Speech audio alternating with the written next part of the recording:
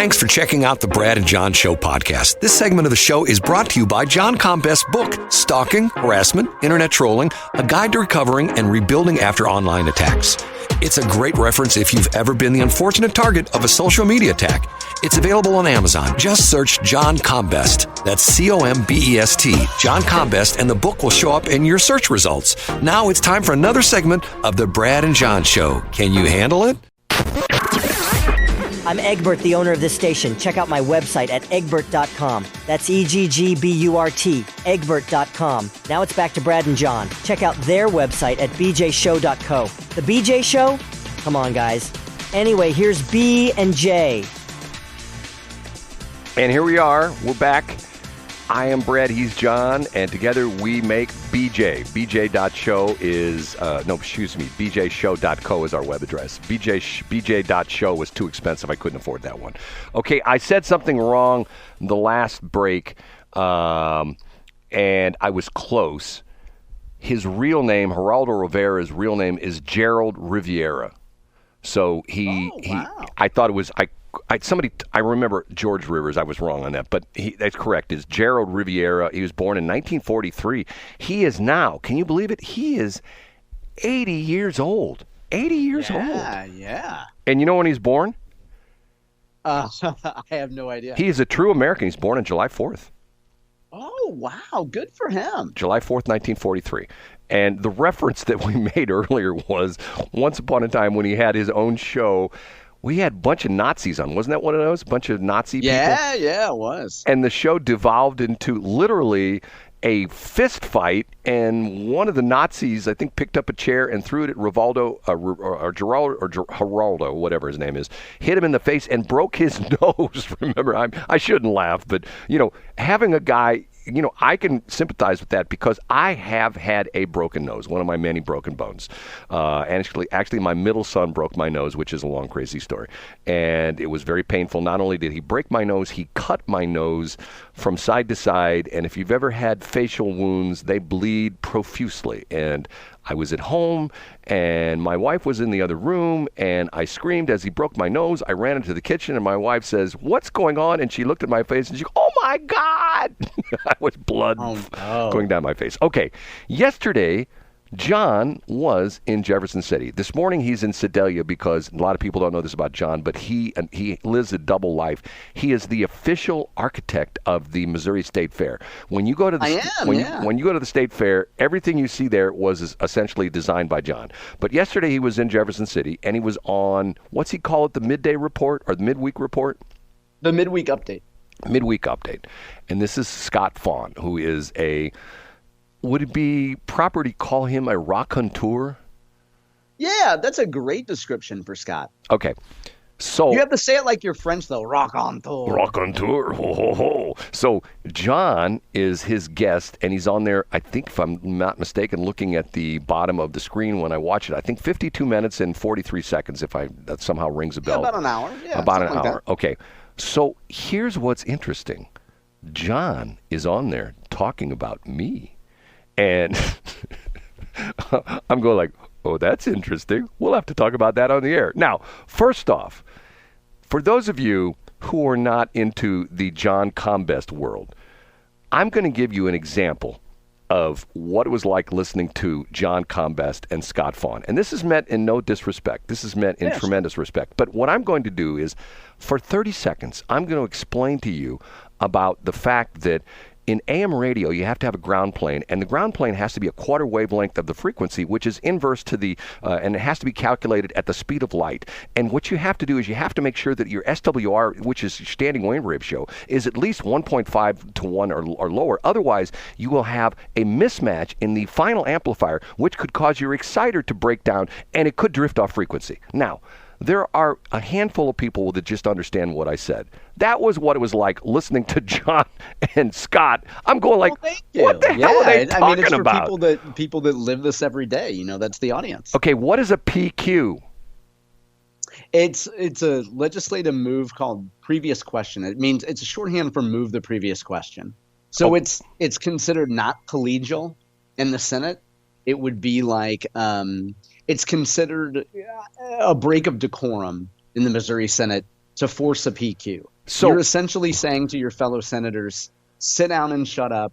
You don't have the votes. We win. Okay, so let's you're the wrestling expert. How would you compare that to World Wrestling entertainment? What would be the cake? Here's how I would describe it. I would describe it as if Hulk Hogan and The Rock were wrestling at WrestleMania in 2002, and Hulk in the middle of the match decided he didn't want to work with The Rock at all, and he went and he got a steel chair, but instead of just gently hitting The Rock with it for show, he beat the living daylights out of Rock with it and said, I don't want you to ever go to Hollywood. I don't want you to make $1.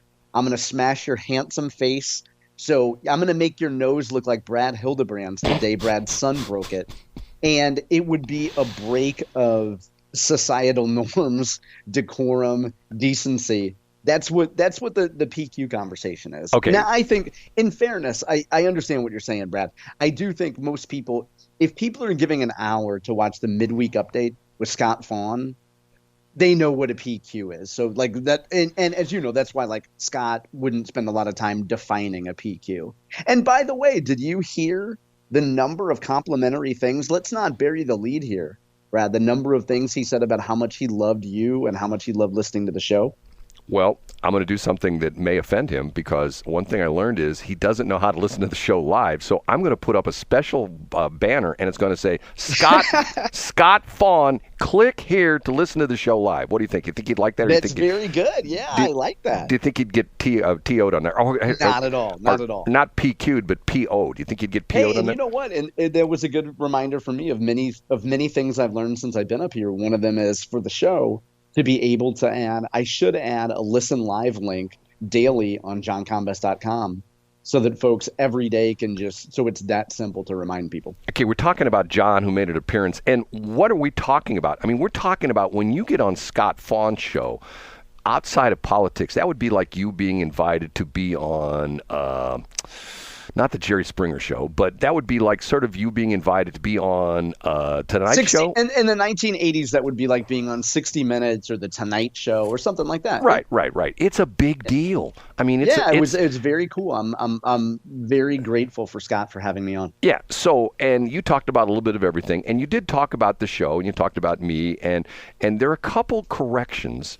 Great. You're going to be my Eddie Van Halen. I'm going to explain this to you when you're done, Brad. Okay, I started the Traffic Network in 1984, sold it in 1994. My brother... Man, I can't believe I got dates wrong, Brad. How dare I? I shouldn't have even mentioned you at all. My brother did not help me run it.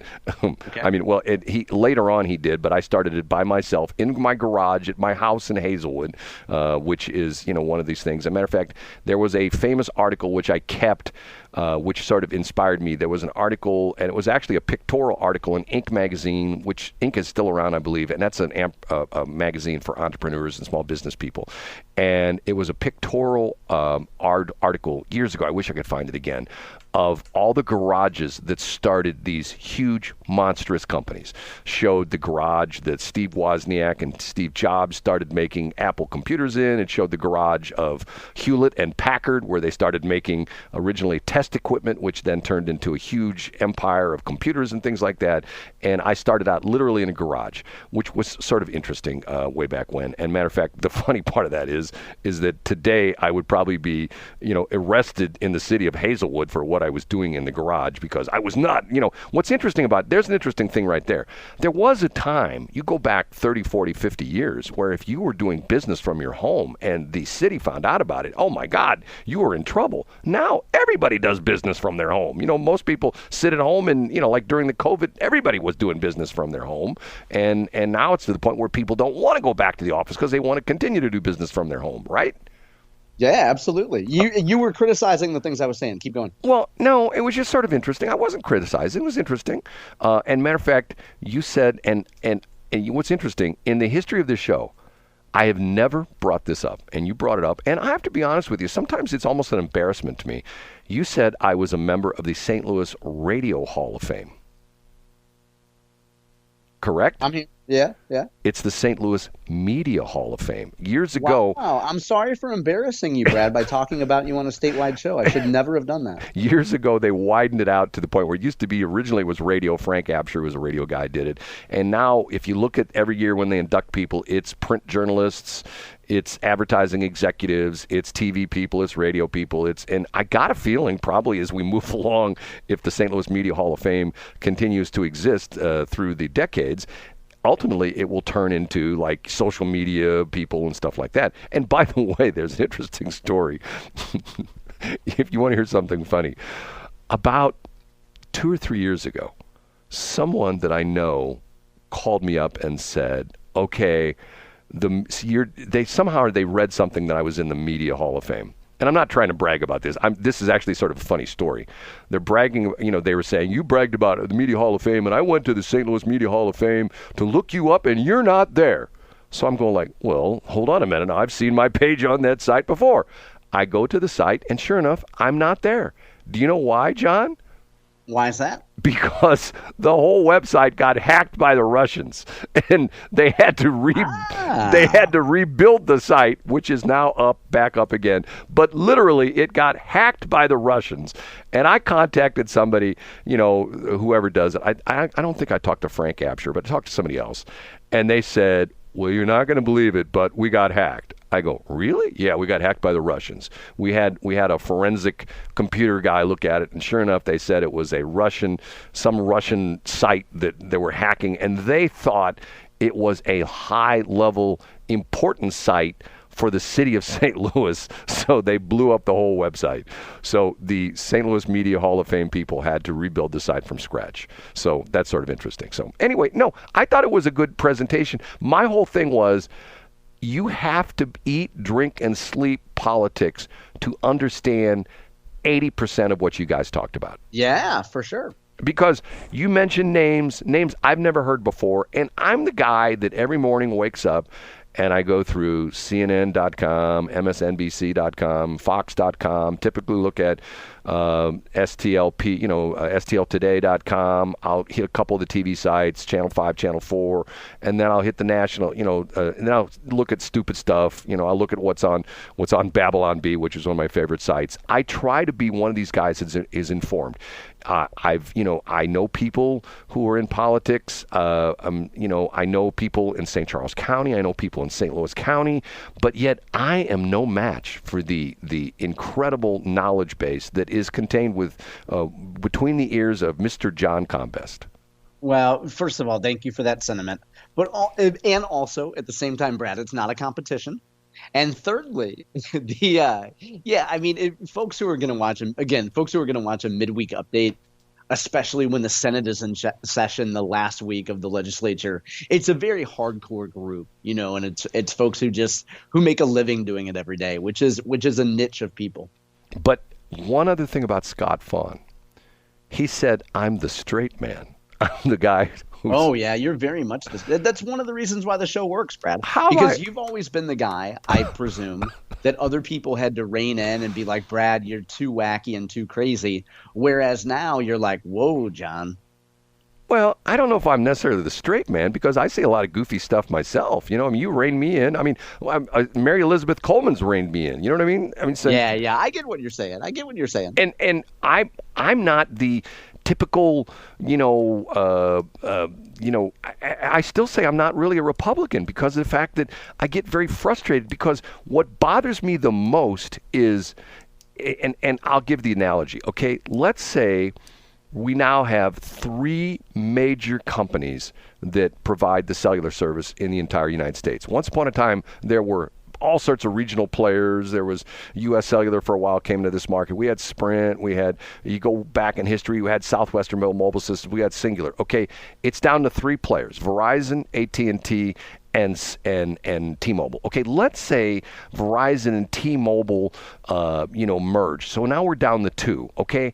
I know for a fact that those 2 CEOs, if they were brought before a congressional committee, they would say, we are not going to collude on pricing. We're not going to collude. Yeah. We are going to those other guys, even though there's only 2 of us left, we are going to be super competitive, and we're not going to do any price fixing.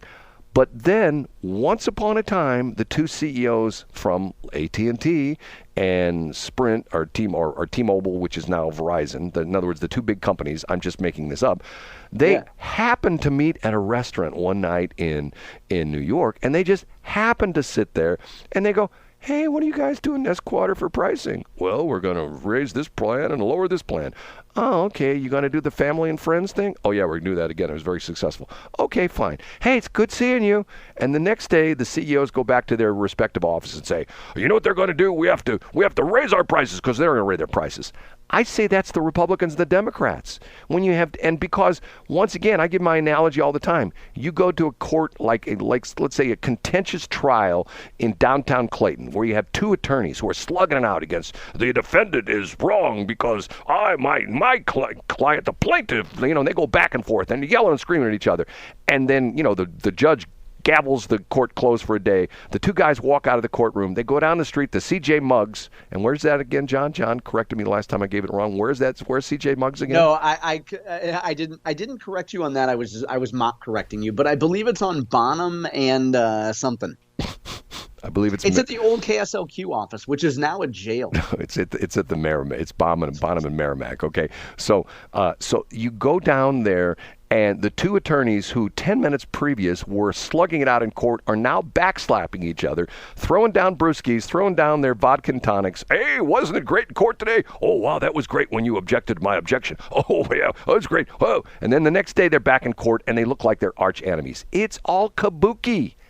I think that you're just upset, Brad, that you failed the purity test. You took the 25-question purity test that Mark McCluskey sent you, and it turns out that you were spotted in Portland Place with the Black Lives Matter protesters. Can I be honest with you? When I heard that those words come out of Mark McCluskey's mouth, I thought to myself, have I dialed up an AI bot? I mean, am I hearing this from the guy who stood with his wife, shoulder to shoulder, him with an AR-15 style rifle, her with some goofy little A380 auto, or I don't even know what kind of gun that was she had, some kind of goofy little gun, which then they claimed didn't even work. It was a prop in a movie or something like that. I'm thinking to myself, is this the same guy?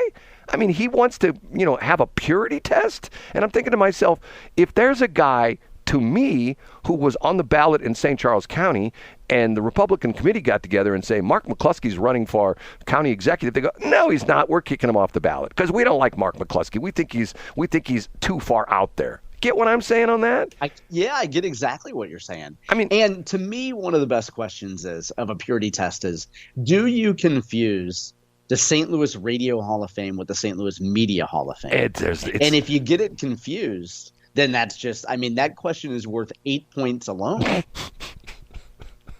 That's a heavily weighted question, Brad. See, I'm the straight man. I threw that softball up for John. He stood up to the plate, grabbed his bat, and hit that one over the left field fence. Right? I did. At right field, I can go the other way. I can hit to the opposite field. He's a switch hitter in more ways than one, maybe. Hey, easy, Brad.